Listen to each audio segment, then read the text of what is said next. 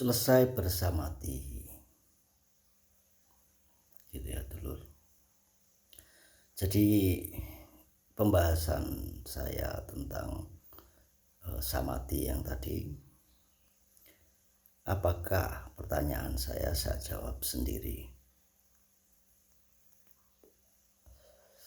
Apakah samadhi itu bagian dari klenik, atau samadhi itu memuja-muji iblis atau roh atau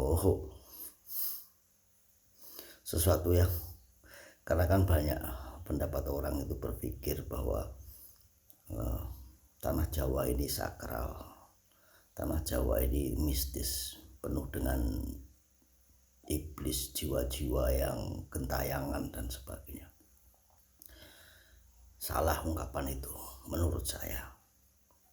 Ungkapan yang dengan bahasa itu tadi, bahasa yang bagaimana entah, pikir sendiri. Kenapa mereka takut, ya, Rockefeller, Secret Society, Illuminasi takut dengan bangsa Jawa? Jawa itu kan jiwanya Jawa, seperti samurai yang saya ungkapkan kemarin-kemarin. Kenapa takut? Karena tidak hanya dengan logika mereka pandai, kita ini pandai tidak hanya dengan logika, tapi dengan astralnya, supranatural. Mana mungkin kekuatan supranatural itu kekuatan yang iblis? Menurut saya tidak mungkin dari kedangkalan spiritual saya. Orang yang punya kekuatan supranatural itu mengubah gelap menjadi terang. Ketika alam ini dalam pembaruannya, karena manusia spiritualnya sudah turun, maka banyak orang-orang yang mempunyai kekuatan supranatural dikoding atau memberikan kode-kodenya. Kode-kode ya, dimana kode itu harus kita tafsirkan dan harus kita perhatikan. Bagaimana bisa kekuatan supranatural itu dikatakan kekuatan jahat, di mana mengubah sesuatu yang gelap, di mana itu berpartisi, bertembok, terkunci menjadi terang, membuka pintu itu. Samadhi adalah mengubah kekuatan supranatural, di mana bisa mengubah gelap menjadi terang. Kegelapan yang ada di batin, ya, kebobrokan, kekotoran yang ada di batin atas dasar panca indera ini, dengan kita samadhi, kita fokus mengembangkan konsentrasi, membangkitkan konsentrasi, yang hasilnya minimal itu mengubah cara pandang kita dari bahasa-bahasa yang menjijikkan itu tadi, yang diputar balik. Jadi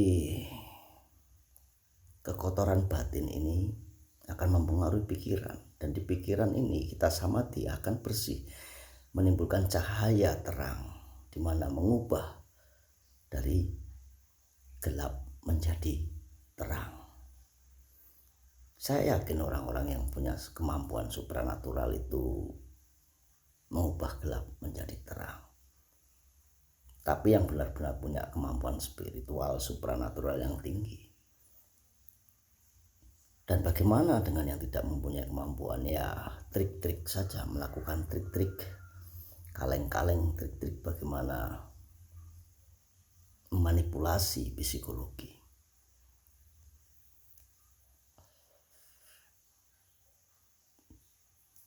Gitu ya dulu. Jadi setelah keberhasilan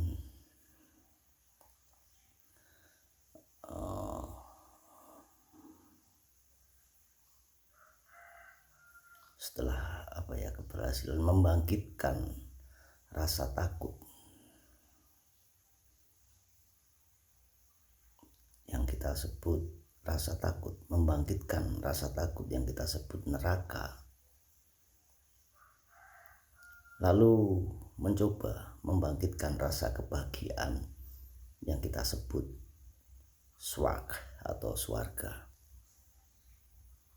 Jadi setelah membangkitkan rasa takut dengan tempat kotaknya yang dinamakan neraka, lalu rasa kebahagiaan dengan kotak yang dinamakan surga, maka setelah itu dibangkitkan, dua-duanya akan membangkitkan yang namanya aturan atau hukum.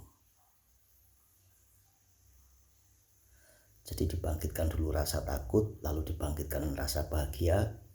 Di antara pilihan bahagia dan tidak bahagia, maka dikeluarkanlah hukum atau aturan, di mana aturan atau hukum ini nanti ke bawahnya banyak sekali.